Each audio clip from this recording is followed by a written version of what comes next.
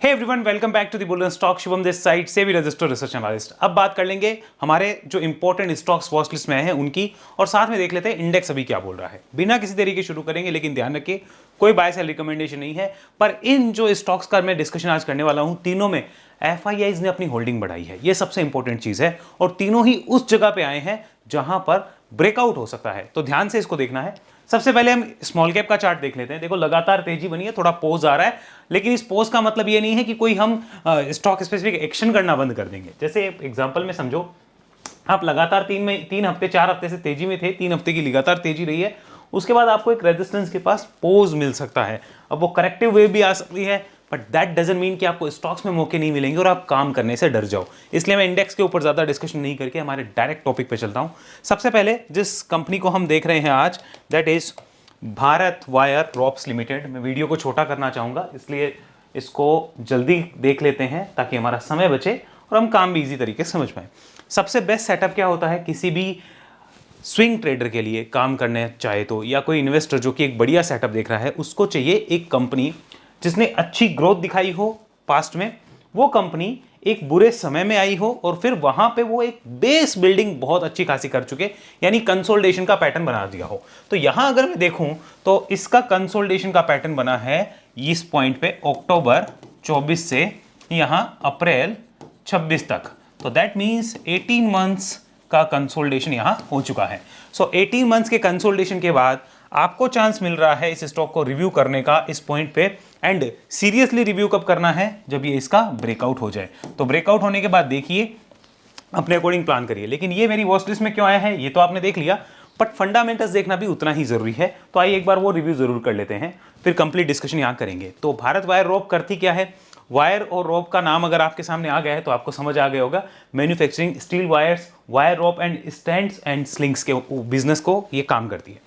अब यहां पर अगर आप पेयर्स में देखेंगे तो आपको पता चलेगा वेल्सपन कॉर्प अच्छा चल रहा है, गैलेंट इस्पात अच्छा चल चुका है, प्रेसिशन वायर जो है वो चला हुआ है, और भी जो कंपनीज है जो इस सेक्टर की है, इस इंडस्ट्री की है, वो अच्छी चल रही है, अच्छा काम कर रही है। अब मैं आपको प्रॉफिट एंड लॉस एंड उसमें नहीं ले जाना चाहता, सबसे पहले आपको दिखाना चाहता हूं एफआईआई ने क्या किया है। सो हमने देखा कि जनवरी फरवरी मार्च में एफआईआई ने खूब बिकवाली करी, बट यहां देखिए सितंबर से दिसंबर के बीच एफआईआई ने बाई किया, और दिसंबर से जनवरी के बीच में उन्होंने होल्डिंग बहुत अच्छी बढ़ाई, जो होल्डिंग पहले कभी नहीं थी। 4-4.5% की होल्डिंग पहले एफआईआई की नहीं थी, सबसे अच्छी होल्डिंग वो लेकर आए हैं। तो ये मेरे लिए एक इंपॉर्टेंट चीज है और पॉजिटिव चीज है जिसे नोट करना चाहिए। कंपनी पॉपुलर नहीं है, 31,000 शेयर होल्डर हैं, और साथ में ये ओथम इन्वेस्टमेंट का पार्ट भी है। ओथम इन्वेस्टमेंट जो ग्रुप है, जो कंपनी खुद लिस्टेड है, उसने भी इसको 18% होल्ड कर रखा है। मैं आपको दिखाता हूं, यहां पर देखो। बट उसका मतलब ये नहीं हम भी ब्लाइंड चले जाएं। देखो ये ओथम इन्वेस्टमेंट, इसने 18-18.5% की होल्डिंग अभी ले रखी है। दैट डजंट मीन कि हम भी कुछ करें, हमें हमारा एनालिसिस करना है। इनका रिस्क एपेटाइट अलग है, हमारा अलग है। अब एक और चलो, प्रॉफिट एंड लॉस। यहां देखो जरा कंपनी के सेल्स ग्रोथ एंड नंबर्स कैसे रहे हैं, ये आपको काफी चीजें एक्सप्लेन कर देंगे। As you can see, numbers are good, sales growth is good and everything seems good. लेकिन हमें चाहिए चार्ट पे अच्छी चीज हो, तो चार्ट पे अच्छी चीज यहां पता चलेगी। Come here, that's the chart. ये हमें पता चल गया कि भाई डेली चार्ट पे है और 18 महीने का कंसोलिडेशन हो सकता है। अब इस कंसोलिडेशन को काटे, इसके लिए हमारे पास इंपॉर्टेंट सपोर्ट रेजिस्टेंस भी होने चाहिए। तो अगर आप ध्यान से देखोगे, यहां पर ये ना, यहां पर इस पॉइंट के आसपास रिसेंट में इसने पोज लेने की कोशिश करी है। After breakout this should be the support. अभी क्या है, अप्रोक्सीमेट आप कह सकते हो, ये लेवल आ रहा होगा, ये वाला लेवल। आफ्टर ब्रेकआउट ये एक इंपॉर्टेंट सपोर्ट रोल प्ले कर सकता है। तो ध्यान रखना है, रेजिस्टेंसेस ये हमारे सामने हैं जो हमें बहुत इजी वे में नजर आ रहे हैं।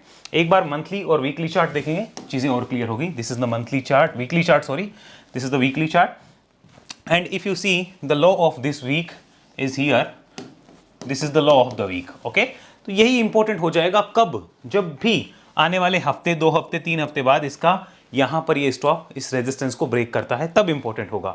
अब इसके अटेम्प्ट्स कितने हुए हैं? 1 2 3 4 5 6 एंड 7 अटेम्प्ट्स हो चुके हैं। ओके, इसको काटने के कहां पर? वीकली चार्ट पे। Now what about the monthly chart? Monthly देखते हैं कितना ट्राई हुआ है। So this is the monthly data. आपको एक चीज इंटरेस्टिंग नजर आएगी, ये गिरावट हुई थी इस तरह से, ठीक है, फिर देखो स्टॉक ऊपर गया, फिर नीचे आया, फिर ऊपर गया।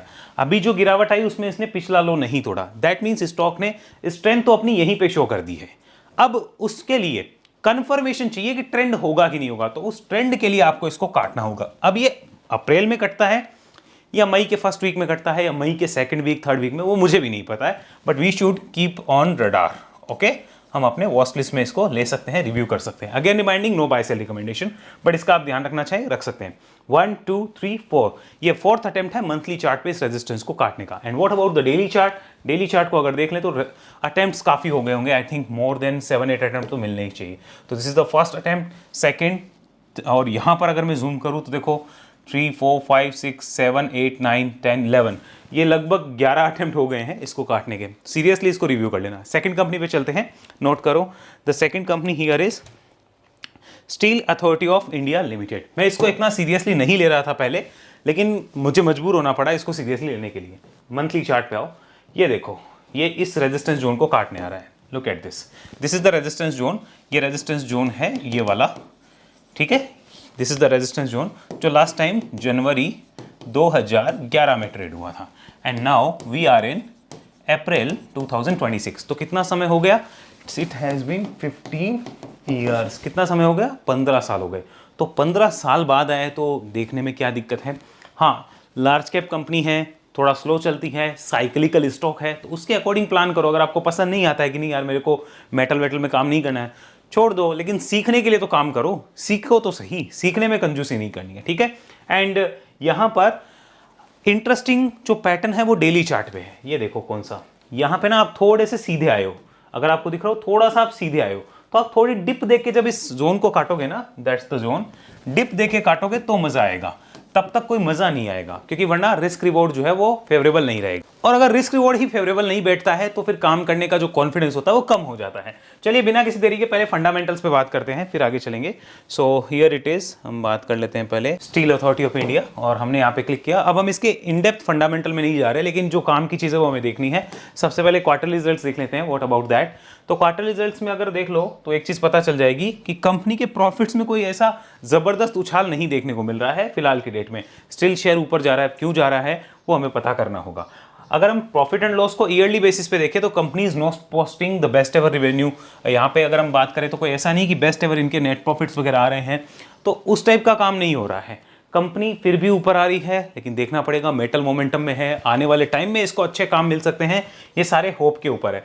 अनदर चीज जो आपको देखनी है, FIIs, यहाँ देखो व्हाट FIIs आर डूइंग। उन्होंने ऐड किया है, DIIs ने भी ऐड किया है, पब्लिक ने कम किया है, और लगभग 16 lakh number of share holder यहाँ पे अभी बैठे हुए हैं।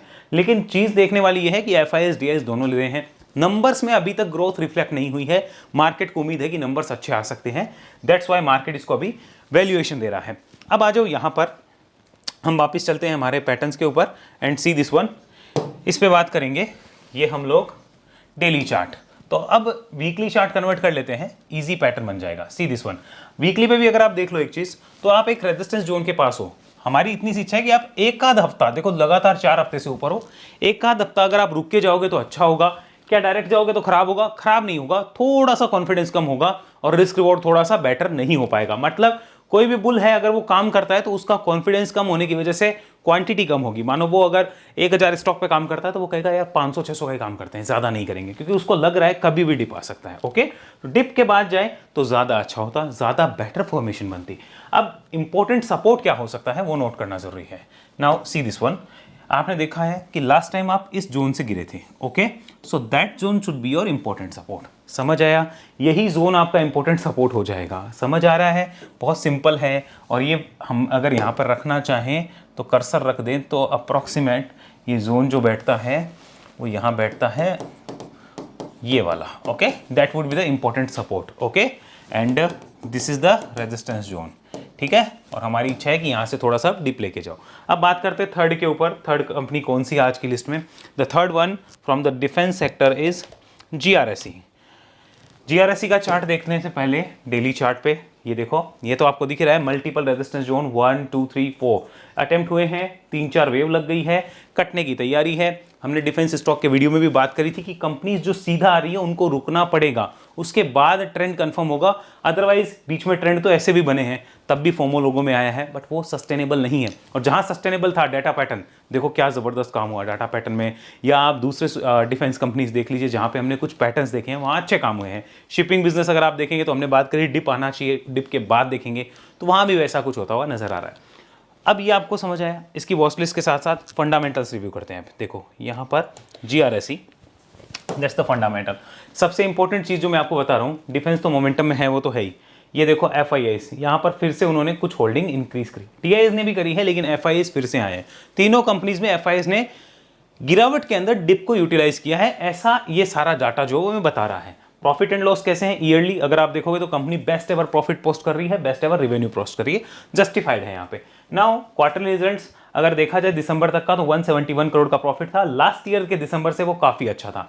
मार्च में लास्ट ईयर 244 करोड़ का प्रॉफिट था, जो बेस्ट एवर था, ऐसा प्रॉफिट नहीं आया था। और इस साल अगर उससे अच्छा प्रॉफिट आया तो आई थिंक कि मोमेंटम और फर्दर कंटिन्यू हो सकता है। अब चलते हैं चार्ट्स के ऊपर, यहाँ पे आ जाओ वापस। Now this is the chart. इसकी बात करें तो आपने अटेम्प्ट काफ़ी कर ली है इसको काटने के, ठीक है, अटेम्प्ट हो गए।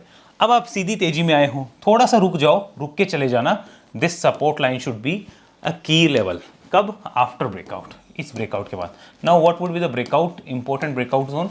आप इसको ब्रेकआउट जोन समझ सकते हो, एक इंपॉर्टेंट ब्रेकआउट जोन के तौर पे काम करेगा। And the support is here, it is very clear. Okay, ये सपोर्ट हो जाएगा आफ्टर ब्रेकआउट, बट अभी तक ये सपोर्ट हम सीरियसली नहीं ले सकते, क्योंकि अब डिप जो आएगी वो यहाँ आके रुकेगी या इससे नीचे, इवन वी डोंट नो। लेकिन हमें डिप चाहिए छोटी मोटी, उसके बाद ही आगे कुछ देखेंगे।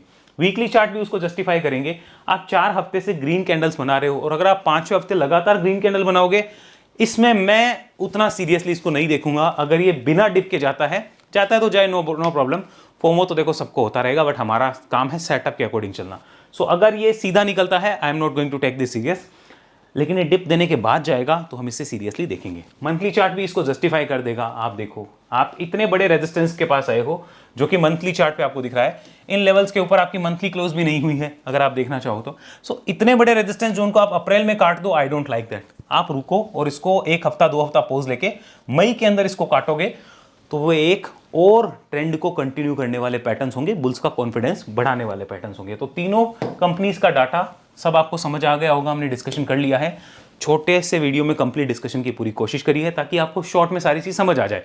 अब देखो, इनमें सेटअप लगे हुए हैं अलग अलग, वो आपको फॉलो करने पड़ेंगे, सीखने पड़ेंगे। और वो सीखने हैं तो वेब एनालिसिस में आ सकते हो, वहाँ सारी इन्फॉर्मेशन है। और अगर आप सीख नहीं सकते, हमारी सर्विसेज लेनी है, तो सेबी रजिस्टर्ड सर्विसेज की इन्फॉर्मेशन भी आपको इस नंबर पर संपर्क करने से मिल जाएगी। ध्यान रखिए, व्हाट्सअप मैसेज करना है। हमारा सारा कम्युनिकेशन राइटिंग में होता है। कॉलिंग के ऊपर ना हम किसी को बोलते हैं कि आप आओ, ना हम किसी के कॉल की तरफ जाते हैं। हमारा सारा कम्युनिकेशन हम राइटिंग में, रिटर्न में मेंटेन करते हैं, ताकि हमारे पास रिकॉर्ड्स रहे कि क्लाइंट्स के साथ या पोटेंशियल जो लोग हैं जो क्लाइंट बनना चाहते हैं, उनके साथ क्या बात हुई है। तो आपको कोई इन्फॉर्मेशन चाहिए, इस नंबर पर संपर्क कर सकते हैं व्हाट्सअप मैसेज के through. See you soon in next video. अभी के लिए इतना ही। जय हिंद, जय भारत।